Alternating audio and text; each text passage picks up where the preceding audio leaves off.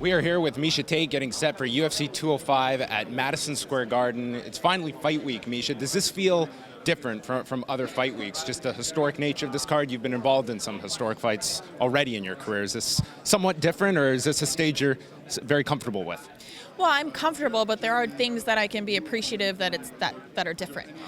So for one, I love New York, but I've always only been here to promote, never been here to actually fight. So that's different, and it's very exciting. I feel very at home here. I feel very comfortable. I love New York. It's full of culture, full of amazing food. So I can't wait for weigh-ins to be done and the fight to be done. But it is different. It's exciting though, because this is such a historic venue and such a historic moment. That the UFC finally gets to be here and gets to be represented by a state that I believe loves MMA. When Raquel Pennington was presented to you, was this one of those fights where it didn't matter what name came your way? This was a card you wanted to be on, and coming back after 200, was this one where the opponent was almost not even factored in? Yeah, I wanted to be on the New York card, and I was pushing for that, but the UFC told me that it wasn't going to happen, that I was either looking at Toronto or the end of the year card. And then about 7 weeks out from this, I got a call that a fight that they were trying to matchmake fell through, and wanted to know if I would love to step up, and the name that they brought was Raquel, and I said absolutely. So I had talked to Sean, and I told him it didn't matter who.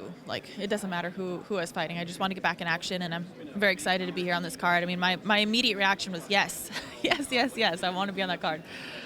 Conor McGregor obviously has so much focus on this card, but I feel like there's this secret deal he has of having Miesha Tate there. You were there at 196. You guys were supposed to be on 200 together, and now 205. And I feel 196, it was a gigantic card, and I feel you and Holly deserve credit as well for that card. Do you feel that you are bringing a unique audience? Because you have been on 3 massive cards this year, and you have quite an audience to yourself that you're bringing unique to this card, in my opinion.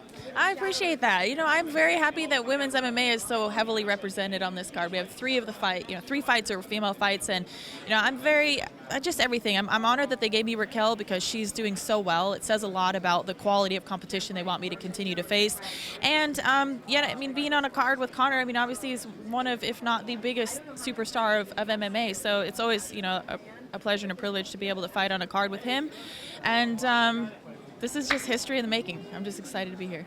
Final question, just from a mental standpoint, and you've talked about this preparing for fights before, when you come off a performance like Amanda Nunes, was this one where you didn't want a long layoff? You wanted to get back in there, and has that been an adjustment just from the mental side, getting back into things immediately and erasing what we saw 200?